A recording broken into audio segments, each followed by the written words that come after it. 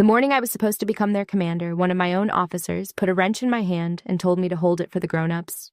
It was 6:20 in the morning, and the flight line was the color the desert used to be right before the sun came up, that flat pewter gray that is not quite light and not quite dark, the hour when a jet on the ramp looks less like a machine and more like something sleeping.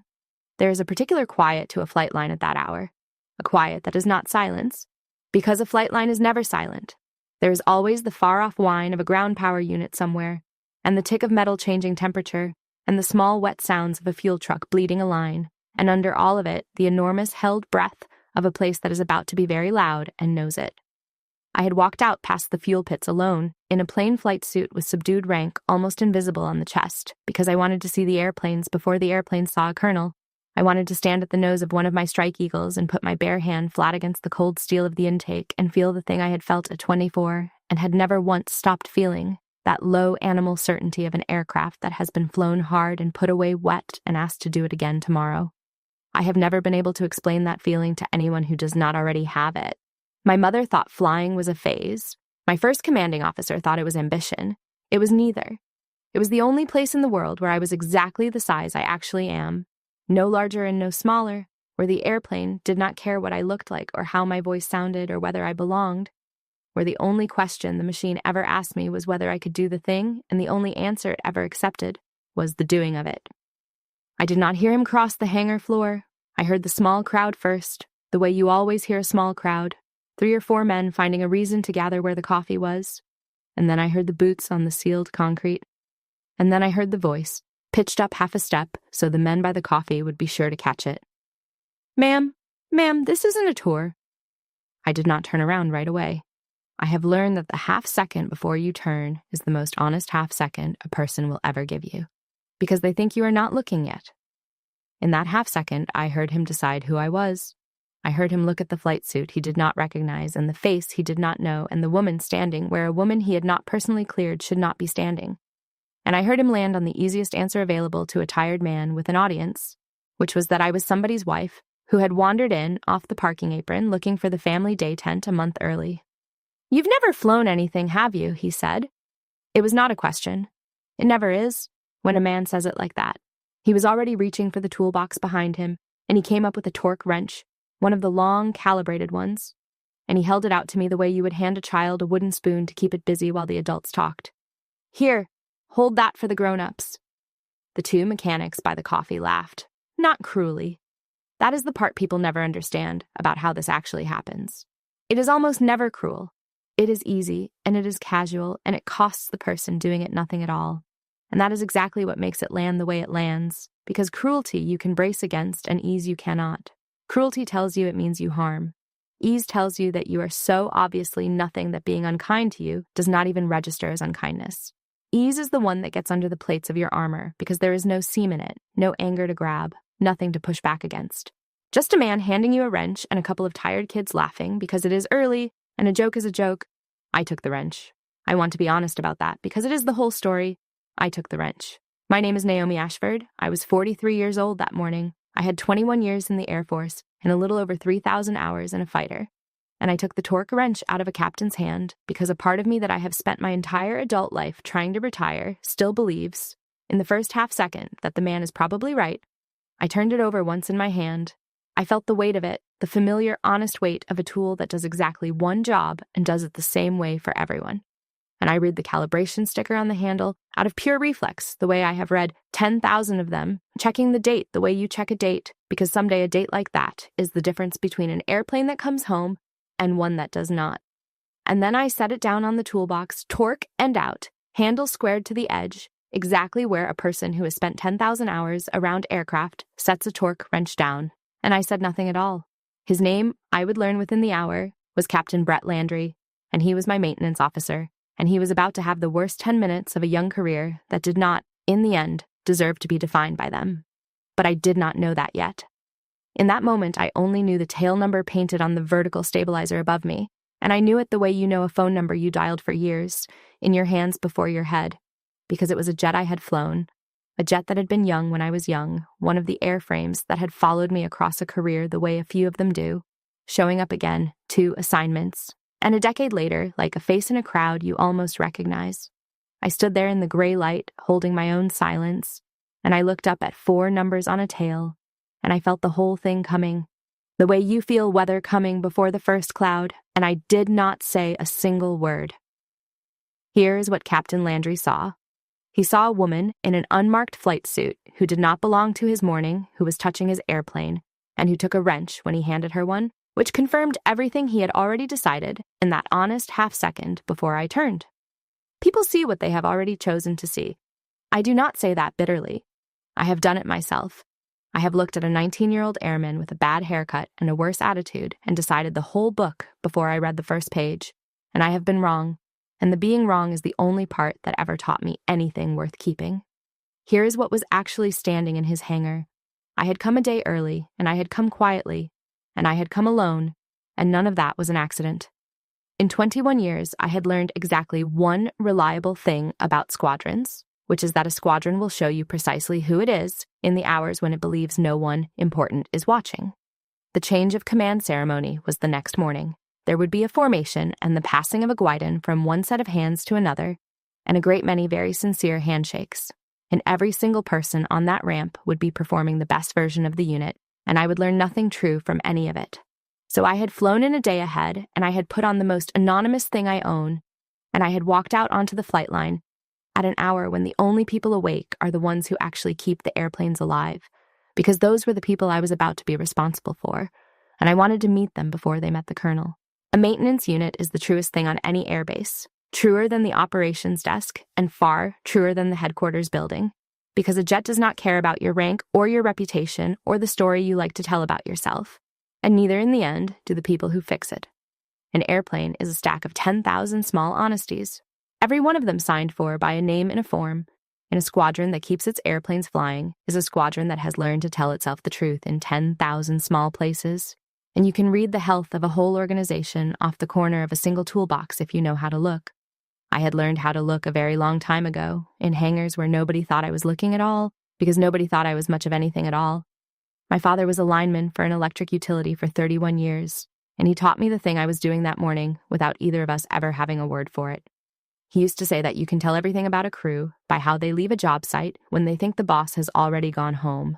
Do they coil the cable, or do they leave it snarled? Do they police up the little things, or do they walk away from them? He never wore a uniform a day in his life, my father, but he understood command better than half the colonels I have served under, because he understood that authority is not the ceremony. Authority is what happens when the ceremony is over and no one important is watching, and the only way to see it is to be the one person present who is important and to make very sure that nobody knows it. I had already learned a great deal in 10 minutes. I had seen a red diagonal form left open on a panel that should have been closed out before the shift change, which told me something about the night crew's paperwork discipline and nothing good. I had seen a technical sergeant doing a walk around the correct and unglamorous way, touching each thing she was supposed to touch, even though no one was making her and no one was watching, which told me something better. And I had seen Captain Landry perform contempt for an audience of 2, which told me the most useful thing of all, because a man's character is not what he does for the people above him. Everyone is careful with the people above them. A man's character is what he does to the people he has decided do not matter, and I had just watched Captain Landry, without knowing it, hand me a complete and honest accounting of his. Off to the side, near the tool crib, there was an older man in a maintainer's uniform, a master sergeant by the chevrons. And he was looking at me with the particular frown of a person chasing a memory down a long hallway and not quite catching it. He had a face I felt I should know and could not place, the way you cannot place a song when you come in on the middle of it. He did not say anything. He just watched me set the wrench down Torquay and out. And something in his frown shifted, and he went very still, the way a man goes still when a door in the back of his mind starts to open on its own. The technical sergeant finished her walk around and came over, and she did the one decent thing anyone did in those first 10 minutes. She did not know who I was either, and I want to be fair about that because her decency was not the decency of a person hedging her bets in front of authority. She did not know I had rank.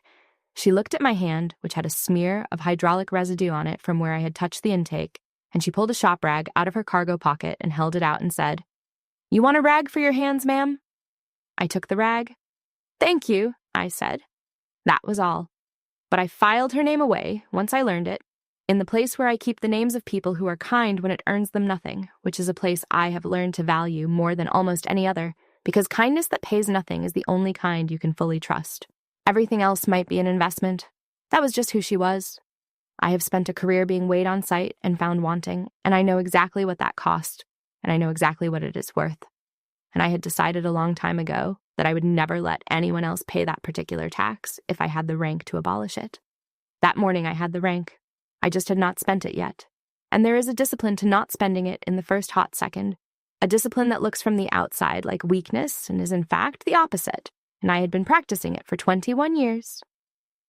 The first time a man decided what I was capable of, I was 26 years old, and I was sitting in a squadron tent in a desert on the other side of the world, and I was already carrying 4 other lives in the seat behind me before he ever opened his mouth. It was 2009. I was a captain then. The same rank Landry wore that morning in the hangar, which is a symmetry I did not miss and did not enjoy. I was the only woman on the flight schedule, which in that place and that year was still enough to make me a topic, and I had learned to fly with the topic the way you learn to fly with a crosswind, by crabbing into it and never once letting it push you off the center line.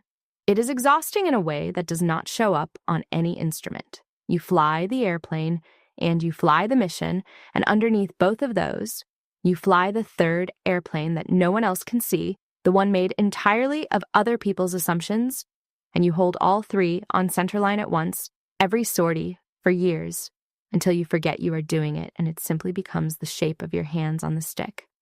There was a tasking that night, a real one, a ground team pinned in a valley with weather closing over the ridgelines, and a long, cold night ahead of them. And I had been slotted as a wingman on the sortie, and a senior planner came to me an hour before the brief to tell me I had been reassigned. "No offense, Ashford," he said. He always said that first, the way men say it first, as if naming the offense in advance were the same as not committing it. "This one's not a training sortie." I understood him perfectly. I was too green, in his estimation, for a night when it counted. I was fine for the sorties where the stakes were low and a mistake washed out in the debrief, and I was a liability on the one that actually mattered. And he had done the math on me in the same honest half-second Landry would use 17 years later, and he had come to tell me the answer, as if it were weather, as if it were simply true and nobody's fault, and not worth arguing about, because you do not argue with a barometer. I did not argue. That is the part that people who have never lived it always get wrong. They imagine there was a scene, a stand, a speech. There was not. There is almost never a speech. There was a young woman in a tent nodding at a senior man because the alternative, making a scene an hour before other people flew into danger, was a luxury the mission could not afford, and I would not take. I swallowed it. I had a great deal of practice swallowing it. I could have told you the exact caloric content of everything I had swallowed by the age of 26, and it was a diet no one should be on.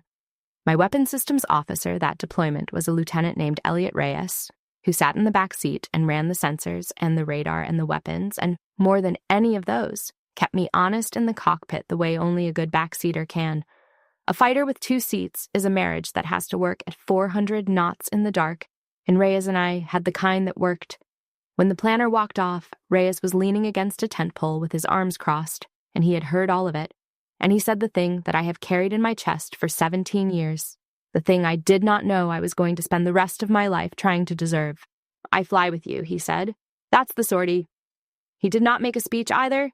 That was the whole speech, 4 words and a fifth, and a young man's absolute refusal to weigh me the way the planner had weighed me, and I have been in danger with a lot of people since then, and I have never once heard a better sentence than the one Elliot Reyes said to a tent pole in the dark. We flew. I will not pretend I forced my way onto the schedule through some act of righteous defiance, because that is not how it works, and it would be a lie, and if I lie to you about the small things, you will be right not to believe me about the large ones. What happened was smaller and more ordinary than defiance. Another crew went non-mission capable with a bad jet on the ground, a fuel system gripe that could not be signed off, and the schedule shuffled the way schedules always shuffle, indifferent to anyone's feelings. And by 2200 hours, I was strapping into an airplane on a night the planner had told me was above my ceiling, with Reyes in the back running the systems, and the ground team's situation getting worse in the valley by the minute. I will tell you about that night in pieces, the way it actually comes back to me, which is never all at once and never in order. But I will tell you the shape of it now so you understand what was standing in Captain Landry's hangar when he handed me the wrench. What was standing there was a woman who, at 26, had already had a man in a tent decide she could not do the job, and had then gone out into the weather and the dark and done the job anyway, with 4 lives depending on it, and a machine that started coming apart around her halfway through the worst of it. That is the thing about being written off before the wheels leave the ground. It happens once and you think it is about that one man, that one tent, that one bad night. It happens 100 times over 20 years, and you finally understand it was never about any of them. It was about you, and the only question that was ever actually on the table, the question the airplane asks and the men never do, which is whether you will keep being who you are while the whole world keeps insisting, gently, easily, without a trace of cruelty, that you are someone smaller.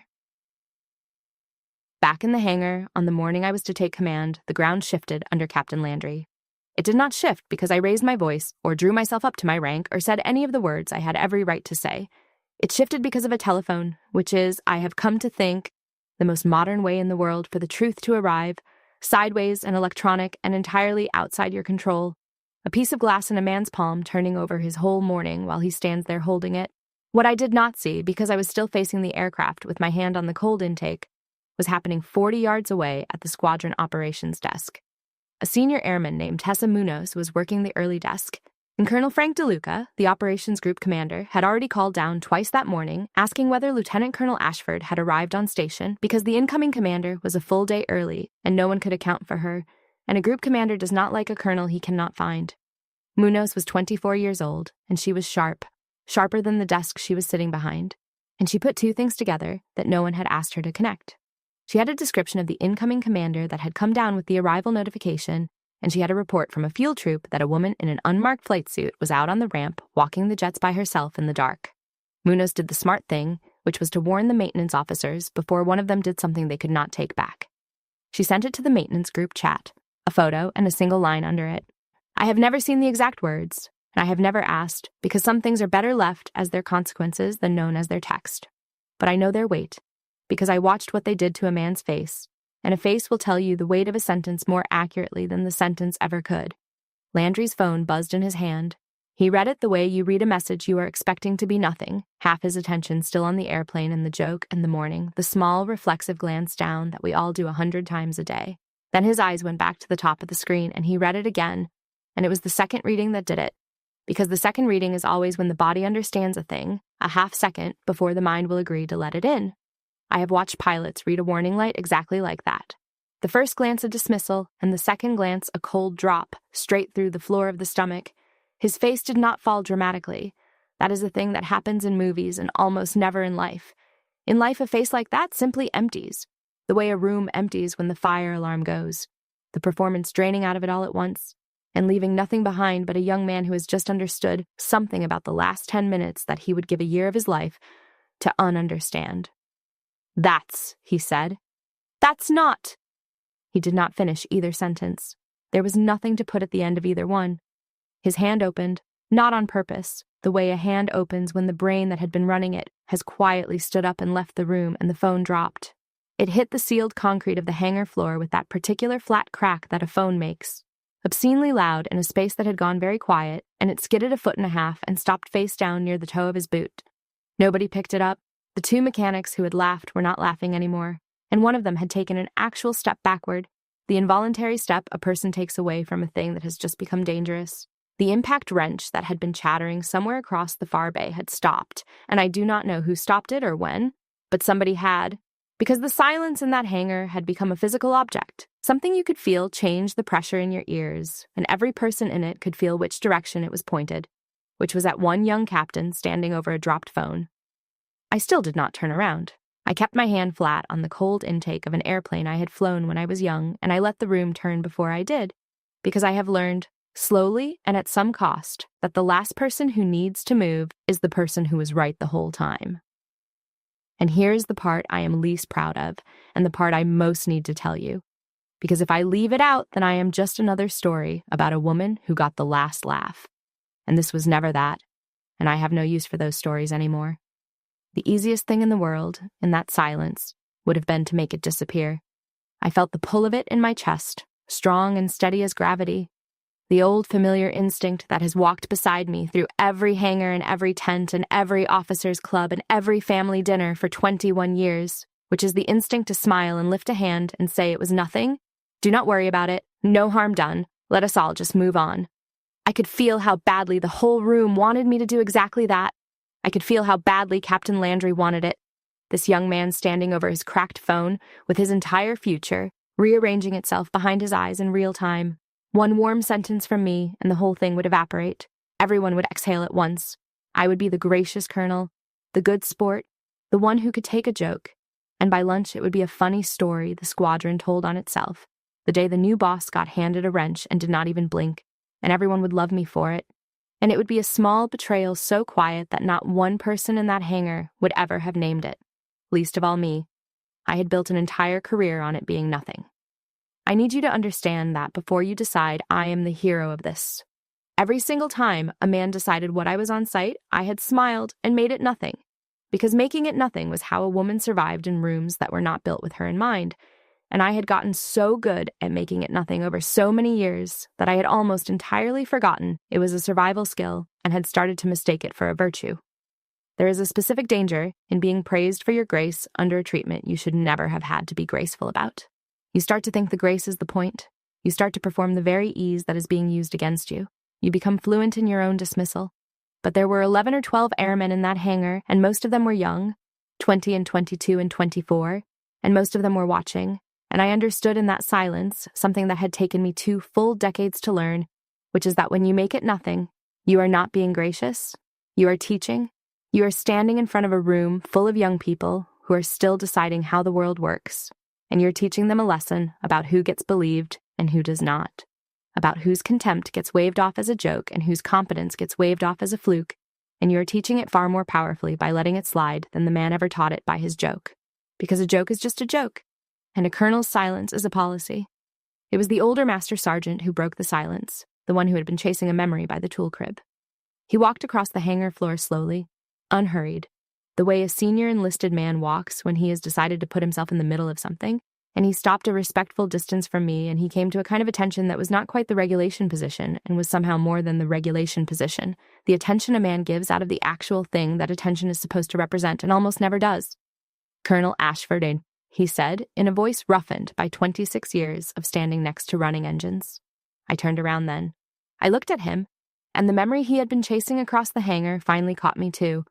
Out of the dark of a desert, 17 years gone. "You crewed my birds out of the desert in '09, he said. "Master Sergeant Dwight Pruitt. I was a staff sergeant then, on the night shift. I launched you more times than I could count, and I recovered you every time but one, and that one time you brought her back yourself." He paused, and his eyes were bright in a way that surprised both of us. "I never forgot the tale you brought home. None of us who saw it ever did." I made my decision in the space of a single breath, and I made it looking at Dwight Pruitt's face, because his face reminded me of who I actually am when I stopped being afraid of taking up the room I have earned. I decided I would not make Captain Landry small, and I decided I would not make it disappear.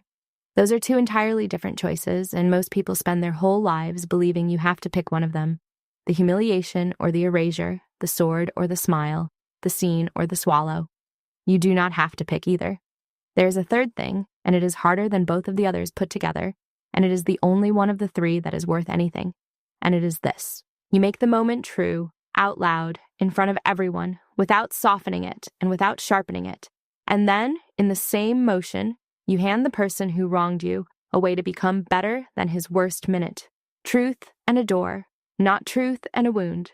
Not a wound dressed up as truth, which is what most people mean when they say they are just being honest. Truth, and then a door the person can actually walk through. I looked at Landry. He had bent halfway to pick up his phone and then thought better of it, and straightened without it, as if retrieving it would be presuming something he no longer had the standing to presume, and he was holding himself at something close to attention, and his jaw was working the way a jaw works when a man is searching for words that have every one of them left the building and locked the door behind them. "Captain," I said. My voice was level. It was not warm and it was not cold. It was the exact voice I use in a cockpit when something has gone wrong and panic is a luxury that will get people killed, the voice that comes from a place well below the place where fear lives. "Pick up your phone. It still works." He bent and picked it up. His hand was not quite steady, and I watched him see that it was not quite steady, which is its own small, hard moment for a proud young man. "So do you," I said. That was the whole correction. I want you to notice how small it was, because the smallness of it was the entire point. I did not dress him down. I did not ask him whether he knew who I was, which is the single most satisfying and most completely useless sentence in the English language. A sentence that feeds the person saying it a full meal and teaches the person hearing it precisely nothing. A sentence that is about the speaker's wounded pride and never once about the listener's growth. I did not turn to the mechanics who had laughed and tell them they should be ashamed of themselves, because they already were. I could see it on them. And shame that arrives on its own does 10 times the work of shame that gets assigned, and shame that gets assigned mostly just teaches people to resent the person who assigned it. I reached over to the toolbox where I had set the torque wrench down, torque end out, and I picked it up again, and I held it out to him, handle first now, torque end toward my own palm, the way you hand a calibrated tool to another professional whose hands you trust. And I watched him understand what I was doing, which was giving it back to him, not as a weapon and not as a lesson and not as a rebuke, but as a wrench, an ordinary, honest tool that both of us, it had turned out, were entirely qualified to hold. He took it. "Ma'am," he said, and the word came out of him completely differently than any word he had spoken that morning, stripped down to the wood, no performance left anywhere in it, just a man saying one syllable and meaning the whole of it. "We'll talk later," I said. "You and I, not about this. This is finished, as of right now, and we are not going to speak of it again. We'll talk about your airplanes, because starting tomorrow morning, they are my airplanes too, and I am told you know them better than anyone in this squadron, and I intend to find out if that's true." And I saw, in the middle of what was still the worst 10 minutes of a young career, the smallest flicker of something come up behind his eyes that was not fear, which was the dawning recognition that I had just told him, in front of everyone, that he still had a career, and that I expected him to be good at it, and that I had already heard he was. The two timelines came together on the same beat then, the way they always do if you live long enough. The past and the present folding down onto each other until you honestly cannot tell which one you are standing in, until the desert and the hangar become the same room with two different sets of weather. Let me finish the desert, because the desert is where the whole present morning had been flying all along, on instruments, in the dark, toward a field it could not see. We flew that night in 2009, the night the planner told me was above my ceiling, and for the first 90 minutes it was ordinary. The specific, grinding, brutal ordinary of holding over a valley in bad weather, waiting for men on the ground to need you. Burning holes in the sky, watching fuel, listening to the radio, saying almost nothing. Reyes running the sensors and me flying the wheel through the turns, both of us wrapped in the enormous patience that is most of what combat flying actually is. I could hear the team on the radio between the long silences, a young voice keeping its calm the way you keep your calm when calm is the only weapon you have left, giving grid coordinates and casualty counts in the flat-clipped cadence they teach you on purpose so that the fear cannot leak into the numbers. There were, I would learn later, 4 of them still able to move and 2 of them who could not, and the 2 who could not were the entire reason the 4 would not leave. And that arithmetic, 4 who could go and would not because of 2 who could not, is the whole reason people like Reyes and me exist, and I have never once needed it explained to me since that night. I flew the holding pattern, and I watched the fuel gauges wind down, and I listened to that steady young voice, and somewhere in the 3rd hour, I made myself a promise in the dark that I had no right at all to make, which was that every one of them was going home, and then I set about the long work of not turning myself into a liar. Then, at almost exactly midnight, they needed us. The weather had dropped below the ridgelines, which meant the only way to get down to where the team was pinned was to descend into a valley I could not see the walls of. On instruments and radar and Reyes's voice and 26 years of having been told, one way or another, that I could not. I have flown a great many hours since that night, in peace and otherwise, and I can tell you that there is a particular clarity that arrives when a thing is genuinely too hard, a clarity that has nothing whatsoever to do with confidence. Confidence is loud, and it is about you. This other thing is silent, and it is only about the task. Every extra part of you falls away. The topic airplane, the 3rd airplane, made of other people's opinions, the whole cargo of it, all of it gone, blown off in the slipstream, until there is nothing left in the cockpit but the problem and the 2 people solving it. I came down into that valley in the weather, with Reyes calling the terrain off the radar in a voice as flat and steady as a metronome, and we put the airplane exactly where the men on the ground needed it to be, and it worked. The team got the break they had been dying for, in some cases, very nearly literally, and they started to move. And on the recovery, hauling the airplane back up hard out of that valley into the murk, something on the left side of the aircraft let go. A hydraulic line. The caution and warning panel lit up like a small city seen from altitude, and now I did not have a training sortie or a routine tasking or a topic to fly with. I had a battle-damaged fighter and a failing flight control system and a backseater and myself and the 4 lives back on the ground who were only still breathing because we had come down into that hole in the weather, and every bit of it was now riding on the single question of whether the woman the planner had benched an hour before, the brief, could fly a wounded airplane home through the weather to a field she could not see.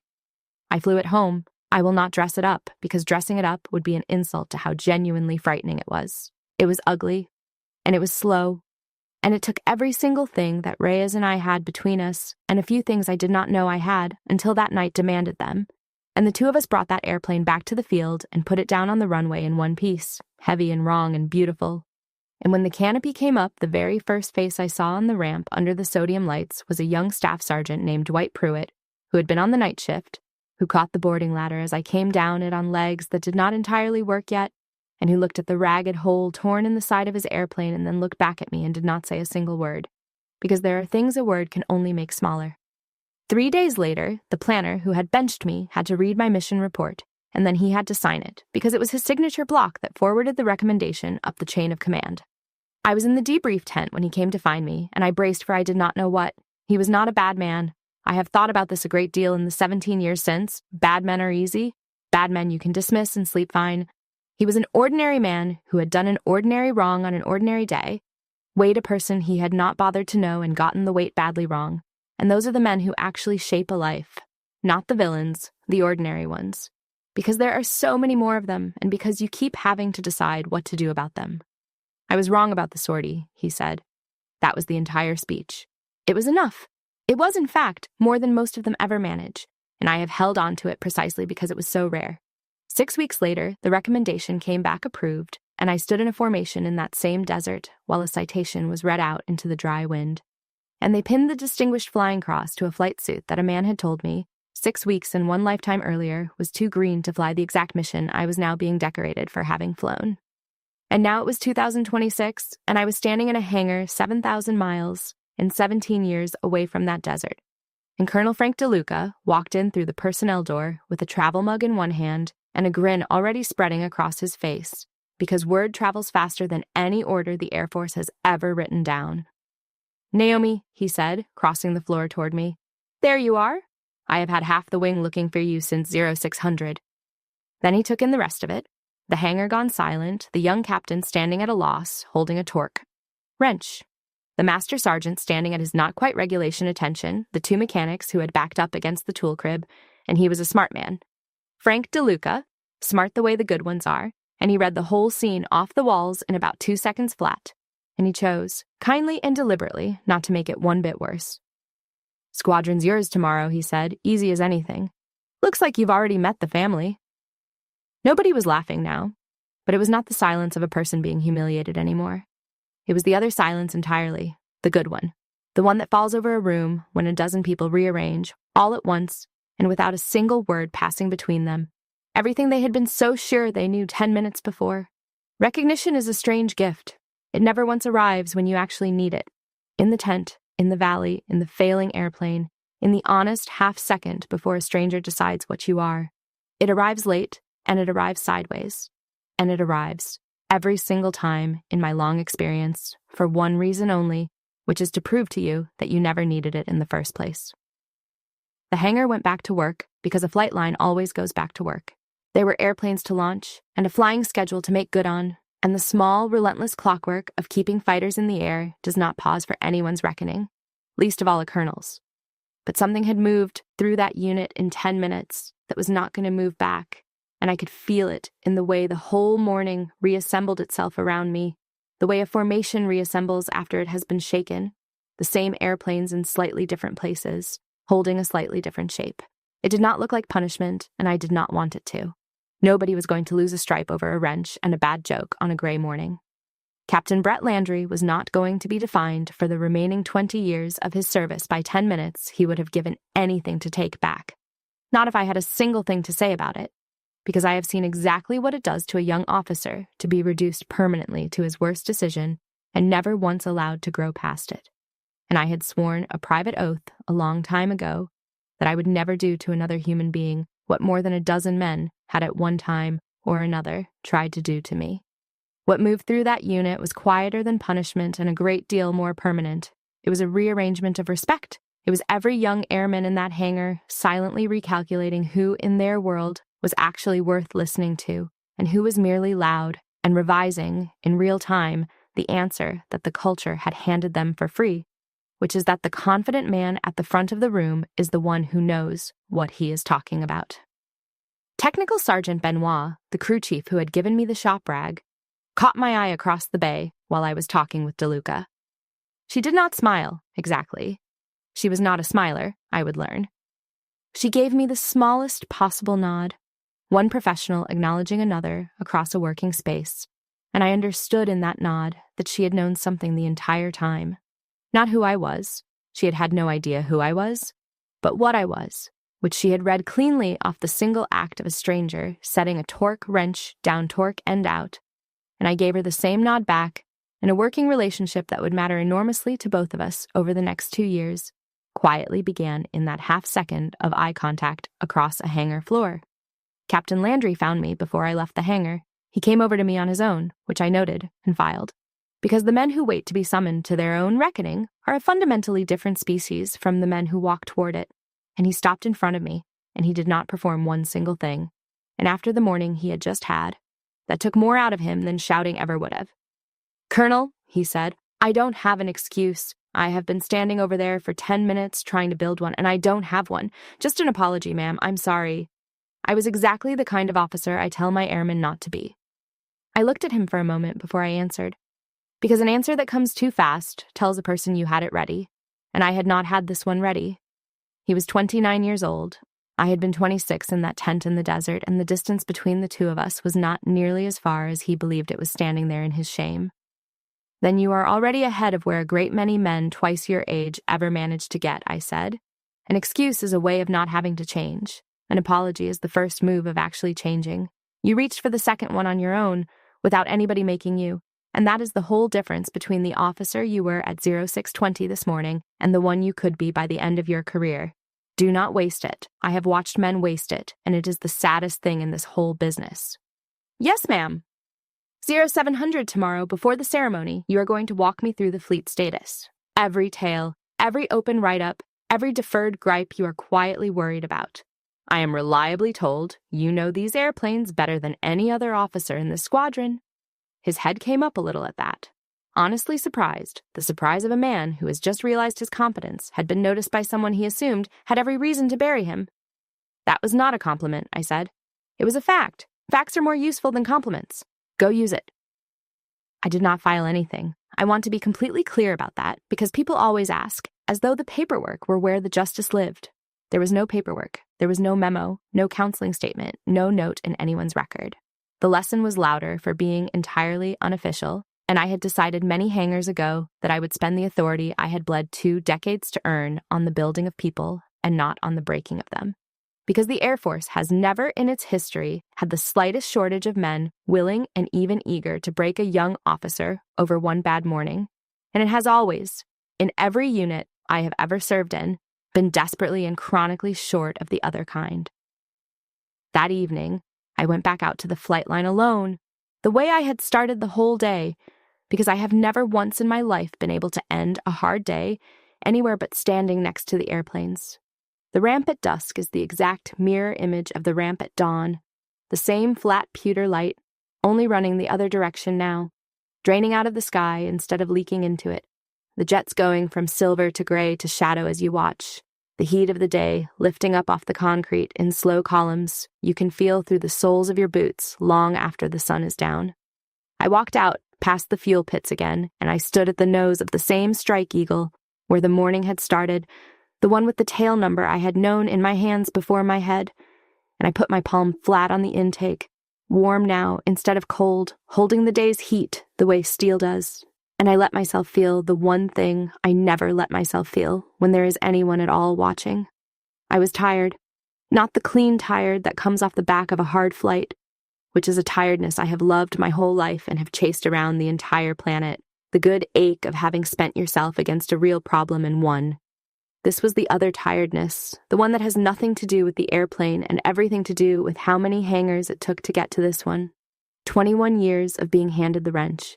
21 years of the honest half-second in which a total stranger decides, easily without malice, that you are less than you are, and then the far longer half of an entire lifetime spent proving otherwise over and over and over, in tent after tent and ramp after ramp and briefing room after officers' club, until the proving becomes so automatic and so continuous that you genuinely forget you are the one carrying it, the way you forget the weight of the survival vest and the G-suit and the helmet until the exact moment at the end of the flight when you finally take all of it off and your body floats up an inch off the seat and you remember, oh, that was heavy, I was carrying that the entire time. There is a thing that nobody ever tells you about carrying a weight for 21 years, which is that you get strong. That is the real trap of it. You get so strong that the weight itself stops being the problem and your own strength quietly becomes the problem. Because a body that has been built entirely around carrying one particular thing does not actually know how to do anything else. And it will reach for a new weight out of pure blind habit the very moment you finally set the old one down. I had met colonels like that over the years, men and women both, so heavily muscled up around some old injustice that they had gone out looking for fresh ones just to have something familiar to lift. I had promised myself in more than one dark cockpit that I would not turn into one of them, that I would learn the genuinely harder trick, which is not how to carry the weight, but how to at last put it down and walk away from it light. I thought about the young captain I had been in that desert tent, the one who took the reassignment and said nothing and then went out into the weather and flew the mission anyway, at least partly to prove a point to a man who would forget her name inside of a year. And I thought about the colonel I had somehow become in the 17 years since, the one who set the wrench down torque and out, and did not need Captain Landry to be sorry, did not need the mechanics to be ashamed, did not even need Frank DeLuca to walk through the door and confirm her in front of everyone. Somewhere across the 21 years between those two women, without my ever noticing the day it happened, I had stopped needing the room. That was the whole distance between them. Not the rank, not the 3,000 hours, not the medal in its case, in a drawer in a house in another state. The distance was simply that I had, at long last, stopped needing the people who got me wrong to stand up and admit that they had gotten me wrong. Being right is not the same thing as being at peace. I learned that truly for the first time on the flight line that evening, standing next to a warm airplane in the falling dark, a full colonel with a squadron of my own coming in the morning. You can be right for 21 straight years and still carry the anger of all of it around in your chest like a smooth, heavy stone, a stone you have carried so long you have stopped feeling it as a weight and started mistaking it for a part of your own body. And the trick, the only trick there has ever been, is to set the stone down. So I stood there in the dark with my hand on the airplane and I set it down, deliberately, the way an old instructor taught me to bleed off airspeed in the flare, not all at once, not by throwing it, but slowly, on purpose, holding the attitude and letting the energy dissipate on its own until the airplane settles onto the runway so gently that you cannot name the exact instant the wheels accept the weight. By the time the ramp floodlights came buzzing on overhead, I was not angry anymore. I was just a woman standing next to one of her airplanes in the good, clean dark, about to command a squadron, finally and completely ready to do it. The change of command was the next morning, and it was everything the day before had not been, which is to say it was polished and public and thoroughly performed. And for once in my life, I did not mind the performance in the least, because a ceremony is a promise a unit makes out loud to itself. And this particular unit had, over the course of one strange gray morning, earned the right to make it. They formed up on the ramp in front of the hangar, the entire squadron, the same maintainers I had walked past in the dark, now scrubbed and pressed, and standing in ranks in their service uniforms, the flight suits traded for blue, the whole living body of the organization, arranged in straight lines under a sky that had finally decided to be blue itself. Colonel DeLuca said the words that a group commander says at a change of command, the old good words about stewardship and trust and the handing of one thing from one set of hands to another. And then the guidon came across, that small flag on its staff that is not a decoration but is the actual living body of a squadron, its colors and its number and its whole history sewn into a piece of cloth the size of a bath towel. And it passed from the outgoing commander's hands into DeLuca's hands, and then from DeLuca's hands into mine.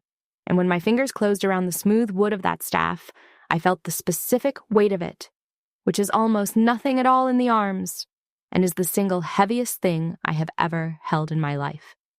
In the formation, standing in the front rank of the officers where the eyes of the whole squadron could find him, stood Captain Brett Landry, and he was changed. I do not mean transformed, because human beings do not transform in a day, and anyone who tells you they have is either lying to you or selling you something, usually both. I mean changed, in the small and permanent and almost invisible way that is the only kind of change that has ever actually held. He stood straighter than he had the morning before.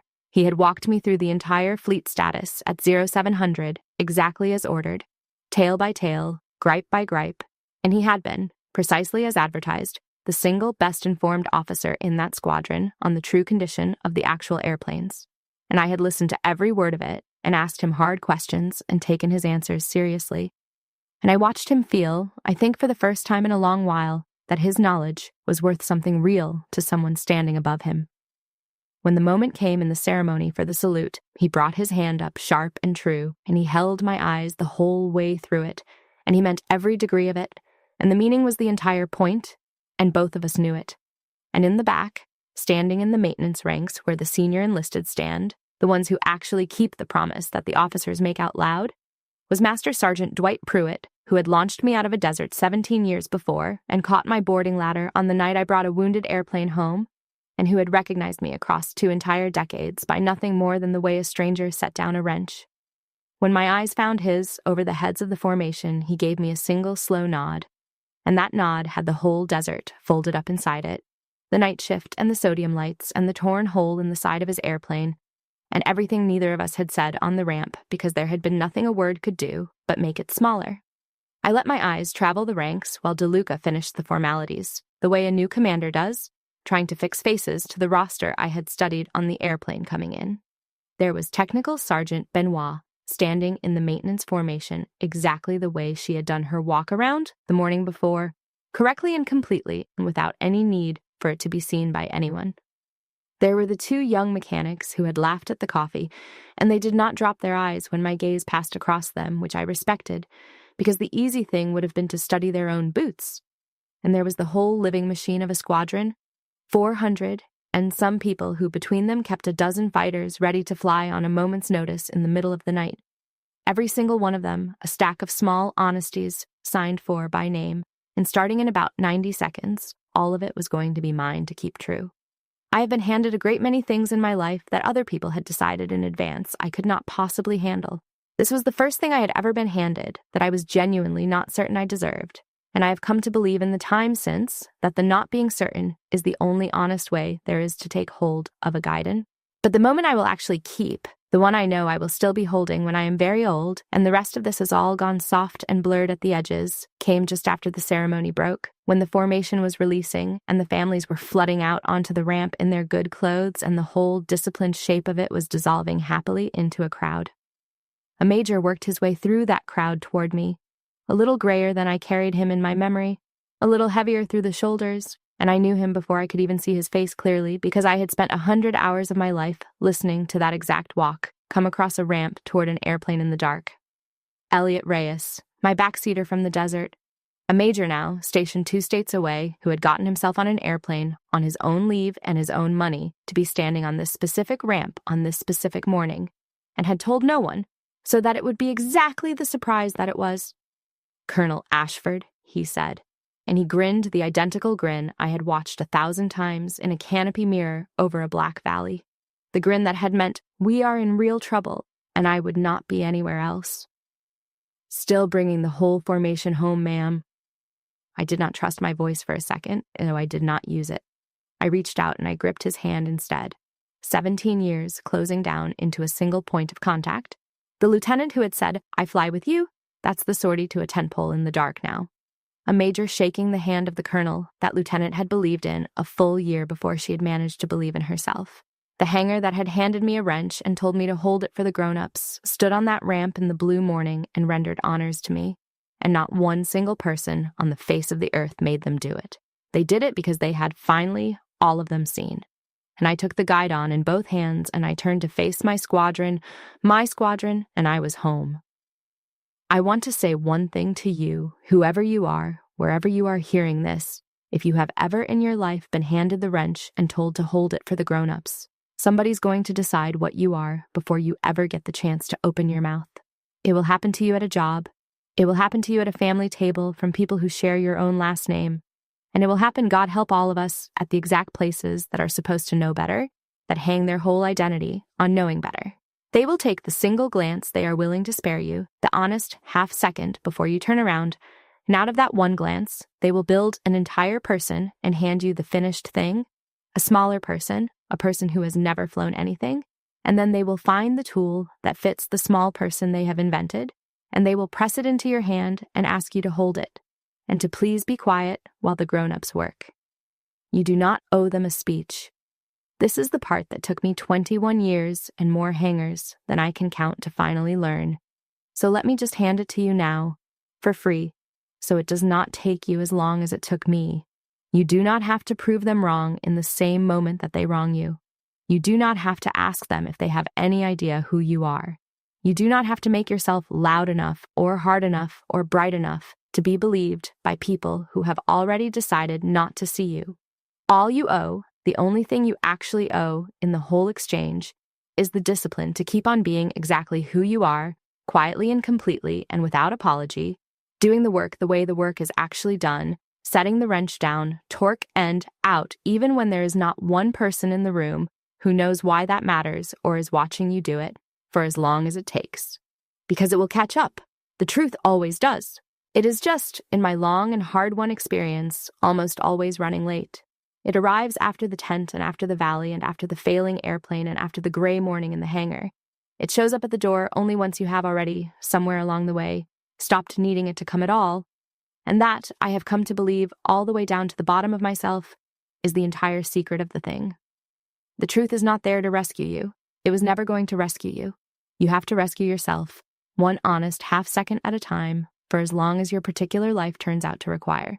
The truth just shows up eventually, late and sideways and out of your control, to confirm out loud what you already knew in the quiet the whole time. So set the wrench down where it goes, torquey end out, and then get back to work. The end.